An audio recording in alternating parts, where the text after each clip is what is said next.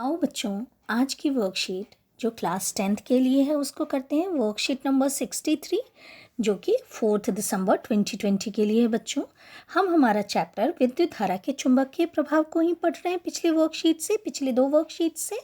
तो बेटे, आज हम देखेंगे कि चुंबकीय क्षेत्र के कारण धारावाही चालक पर लगने वाला बल कैसा होता है, किस तरफ लगता है। बेसिकली आज की जो वर्कशीट है उसमें हम देखेंगे फ्लेमिंग का वाम हस्त नियम यानी कि फ्लेमिंग का लेफ्ट हैंड रूल हम पढ़ने वाले हैं आज की वर्कशीट में। तो देखो यहाँ क्या दिया हुआ है। किसी धारावाही चालक पर चुंबकीय क्षेत्र एक चुंबकीय बल आरोपित करता है। कोई भी धारावाही चालक होता है उस पर क्या है, चुंबकीय क्षेत्र अगर है उसके चारों तरफ, तो वो क्या करते हैं, उसके ऊपर एक चुंबकीय बल लगाता है।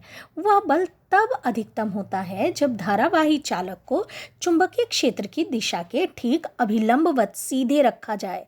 अब यहाँ क्या कह रहा है, देखो तीन बातें कह रही हैं कि एक तो विद्युत धारा प्रवाहित हो रही होगी और जिस भी चालक में विद्युत धारा प्रवाहित हो रही है उसके चारों तरफ क्या है, चुंबकीय बल है यानी चुंबकीय क्षेत्र है।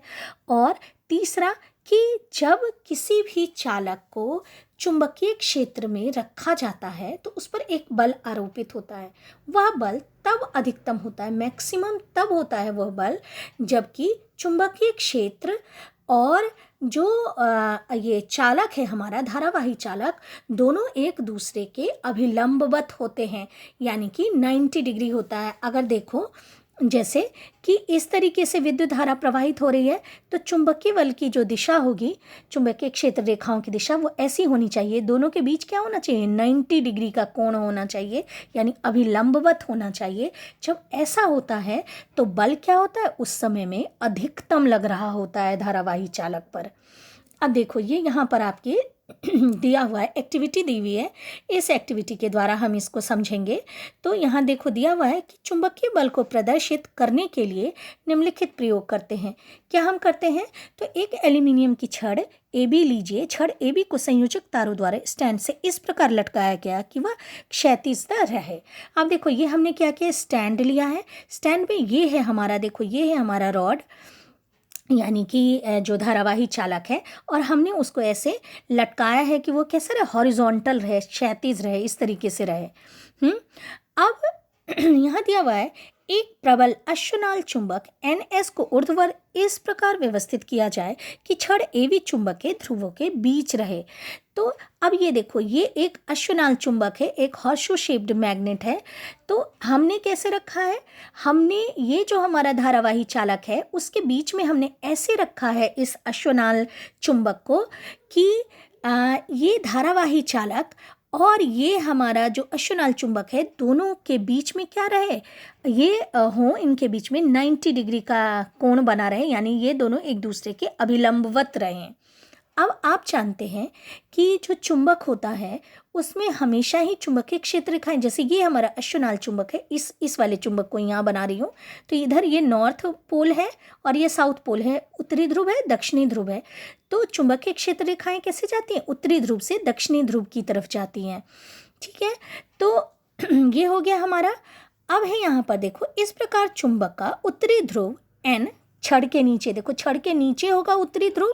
ऐसे हमने व्यवस्थित किया है कि उत्तरी ध्रुव अश्वनाल चुंबक का छड़ के नीचे होना चाहिए और दक्षिणी ध्रुव जो कि S से जिसको हमने निरूपित किया है वो क्या हो, ठीक उसके ऊपर हो। इस व्यवस्था से चुंबकीय क्षेत्र की दिशा ऊपरी मुखी अर्थात ऊपर की ओर होती है। तो चुंबकीय क्षेत्र रेखाओं की दिशा क्या होगी, ऊपरी मुखी, ऊपर की तरफ। देखो नीचे से ऊपर की तरफ, क्योंकि नॉर्थ पोल से यानी उत्तरी ध्रुव से दक्षिणी ध्रुव की तरफ चुंबकीय क्षेत्र रेखाएं होती हैं। अब हमें क्या करना है, पूरा सेटअप लगाना है यानी कि हमने इस तरीके से तार लिया है, हमने जोड़ दिया है। यहाँ देखो ये वाला एंड ये B है और ये वाला एंड A है, ये वाला एंड A है कि ये सिरा A वाला सिरा है छड़ का और ये वाला B वाला सिरा है। अब यहाँ से हमने A वाले सिरे को भी इस तरीके से पूरा जोड़ दिया है। हमने यहाँ पर सेल लगा दिया है, कुंजी लगा दिया यानी कि स्विच लगा दिया, पूरा बंद कर दिया है हमने। तो यहाँ है सर्किट पूरा कंप्लीट कर दिया हमने।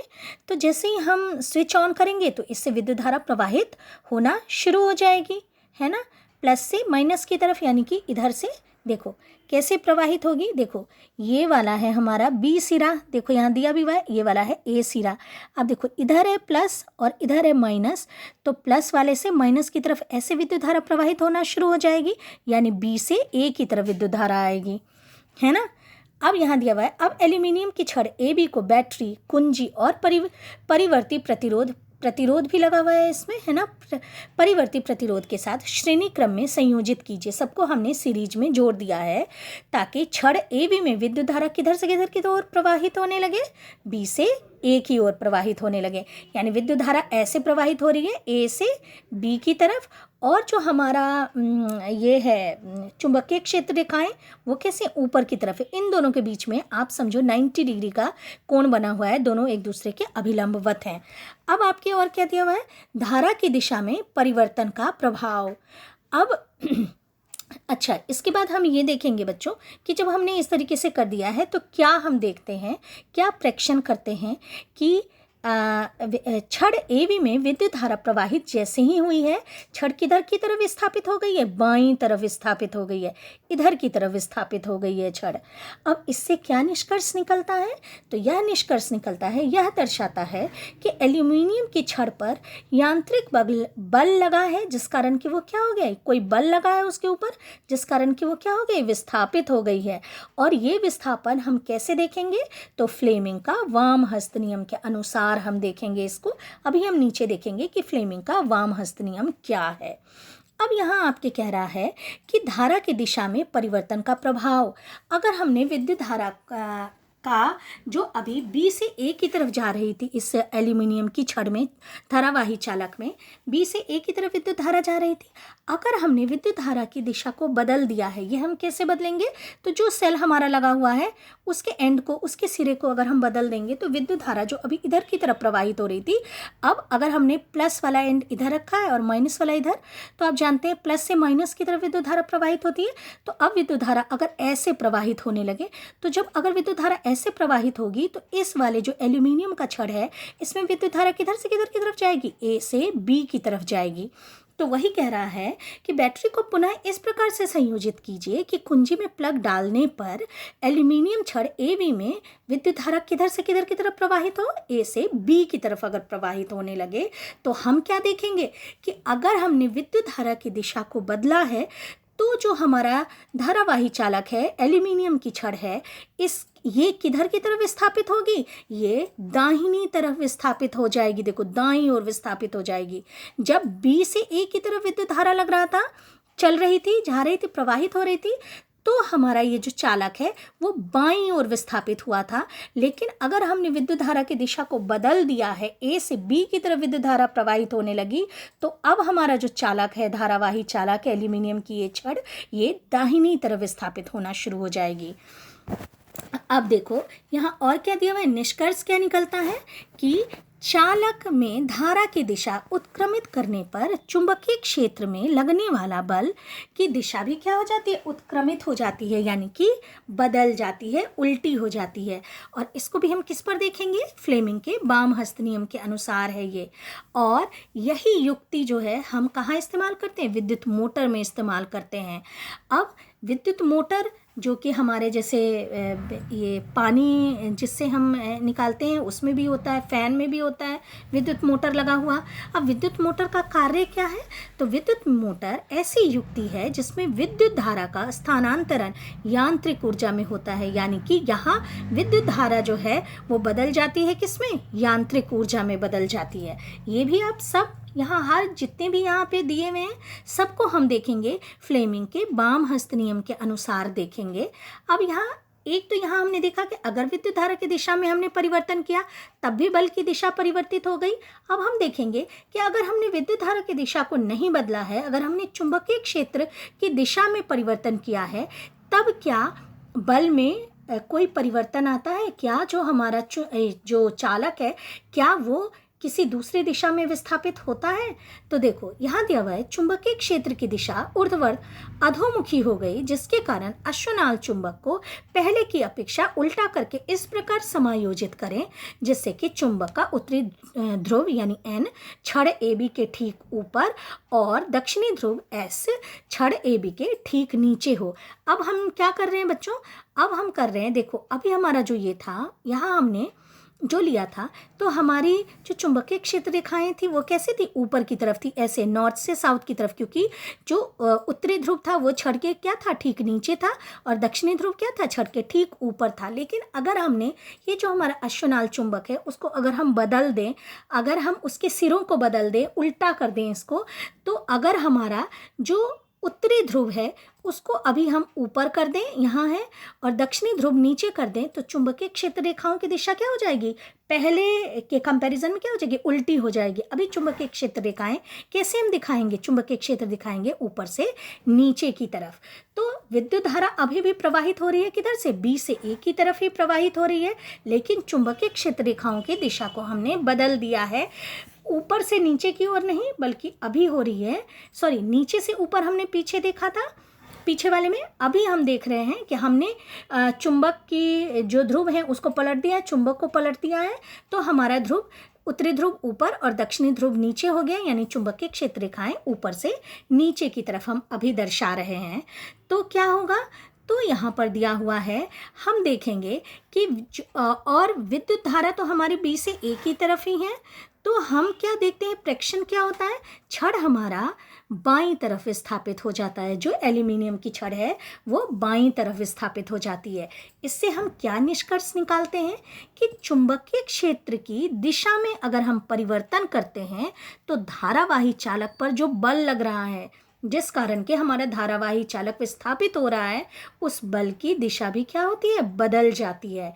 यानी हम ये देख रहे हैं कि अगर हमने जिस दिशा में विद्युत धारा प्रवाहित हो रही हो उस, और जो चुंबकीय क्षेत्र जिस दिशा में हो, अगर हम दोनों में से किसी एक की भी दिशा बदलते हैं, या विद्युत धारा की दिशा बदलते हैं, या फिर हम चुंबकीय क्षेत्र रेखाओं की दिशा बदलते हैं, दोनों ही स्थिति में बल जो है, यानी कि जो हमारा चालक है उस पर जो विस्थापन लग रहा है बल के कारण, उसकी दिशा भी क्या होती है? बदल जाती है। आओ अब हम देखते हैं कि क्या होता है फ्लेमिंग का वाम हस्त नियम।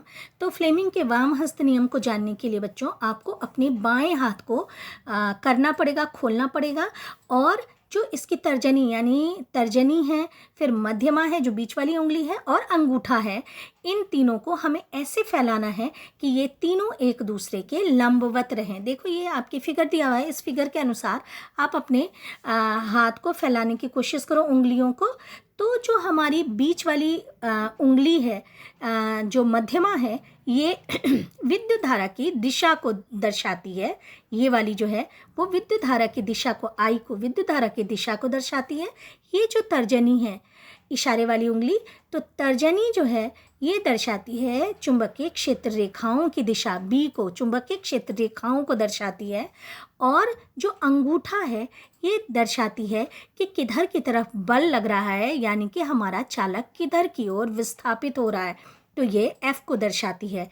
ठीक है, अब देखो बच्चों यहाँ क्या दिया हुआ है, पढ़ते हैं कि फ्लेमिंग का वाम हस्त नियम है, बाएं हाथ की तर्जनी, मध्यमा तथा अंगूठे को इस प्रकार फैलाइए कि तीनों परस्पर एक दूसरे के लंबवत हों। यदि तर्जनी चुंबकीय क्षेत्र की दिशा और मध्यमा उंगली चालक में प्रवाहित, देखो तर्जनी चुंबकीय क्षेत्र रेखाओं की दिशा को बता रहा है, फिर मध्यमा उंगली किसको दर्शा रहा है? प्रवाहित होने वाली विद्युत धारा की दिशा को संकेत करती है, तो अंगूठा किसको दर्शाता है? चालक की गति की दिशा या चालक पर लगने वाले बल की दिशा की ओर क्या करता है? वो संकेत करता है। आओ बेटे क्वेश्चंस को करते हैं। पहला क्वेश्चन हमारे दिया हुआ है क्या, कि चुंबकीय क्षेत्र में रखे धारावाही चालक पर लगने वाले बल को ज्ञात करने के लिए प्रयुक्त होने वाले नियम को लिखिए। तो प्रयुक्त होने वाला नियम क्या है? फ्लेमिंग का वाम हस्त नियम। तो ये पहला क्वेश्चन का आंसर हो गया। दूसरा है, किसी चुंबकीय क्षेत्र में स्थित धारावाही विद्युत धारावाही चालक पर आरोपित बल कब अधिकतम होता है? तो आरोपित बल, किसी भी चुंबकीय क्षेत्र में स्थित धारावाही चालक पर आरोपित बल तब अधिकतम होता है जबकि जो चुंबकीय क्षेत्र रेखाएं और जो विद्युत धारा प्रवाहित हो रही है वह दोनों एक दूसरे के अभिलंबवत हो। देखो इसका आंसर यहाँ देख लेते हैं हम बच्चों। यहाँ दिया हुआ है कि यह बल उस समय अधिकतम होता है जब धारावाही चालक को चुंबकीय क्षेत्र की दिशा के ठीक अभिलंबवत सीधे रखा जाए। तो ये क्वेश्चन नंबर 2 का आंसर हो गया बेटे। थर्ड क्वेश्चन हम देखते हैं क्या कह रहा है। थर्ड क्वेश्चन कह रहा है किसी धारावाही चालक को चुंबकीय क्षेत्र में रखा गया। अब निम्नलिखित प्रश्नों के उत्तर दीजिए। किसी धारावाही चालक को किस में रख दिया? चुंबकीय क्षेत्र में रख दिया है। तो पहला क्वेश्चन क्या कह रहा है कि किसी विद्युत धारावाही चालक को किसी चुंबकीय क्षेत्र में रखने पर लगने वाला बल किन किन कारकों पर निर्भर करता है? तो किन किन कारकों पर निर्भर करता है? जो विद्युत धारावाही चालक जिसको कि चुंबकीय क्षेत्र में रखा है उस पर लगने वाला बल निर्भर करता है कि चुंबकीय क्षेत्र क्या है, कितना प्रबल है। दूसरा, विद्युत धारा कितनी उसमें प्रवाहित हो रही है। और तीसरा कि विद्युत धारा की दिशा और चुंबकीय क्षेत्र रेखाओं की दिशा अभिलंबवत है या नहीं है। तो किन किन बातों पर निर्भर हुआ ये हुआ चुंबकीय क्षेत्र जो है वो प्रबल है या नहीं, कितना प्रबल है। दूसरा कि विद्युत धारा कितनी प्रवाहित हो रही है। और तीसरा कि चुंबकीय क्षेत्र रेखाएं और जो हमारा ये है विद्युत धारा वो दोनों एक दूसरे के अभिलंबवत है या नहीं है। तो ये 3 चीज़ें हो गई। उसके बाद बेटे बी हमारा थर्ड का बी हमारा क्या कह रहा है, यदि बल दाएं से बाएं, इधर से दाएं से बाएं लग रहा है तो लगने वाले बल की दिशा किस प्रकार परिवर्तित होगी यदि बल की दिशा उत्क्रमित हो जाए।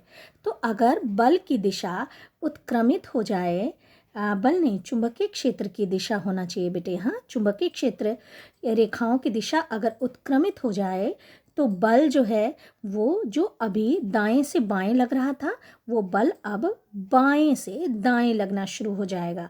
तो क्या है क्वेश्चन, यदि चुंबकीय क्षेत्र रेखाओं की दिशा उत्क्रमित हो जाए, उल्टी हो जाए, तो जो बल है, जो धारावाही चालक पर बल लग रहा है उस बल की दिशा क्या हो जाएगी, बाएं से दाएं हो जाएगी। आप लिखेंगे बाएं से दाएं हो जाएगी। उसके बाद बेटे सेकंड बी का सेकंड कह रहा है यदि विद्युत धारा की दिशा उत्क्रमित हो जाए, यानी कि यदि विद्युत धारा की दिशा अगर हम उल्टा कर दें तो क्या होगा, उस धारावाही चालक पर जो बल लग रहा है वो क्या होगा, तो उसकी दिशा भी फिर से क्या होगी, उलट जाएगी, बदल जाएगी। ठीक है, तो इस तरीके से बच्चों आज की वर्कशीट आपकी खत्म होती है।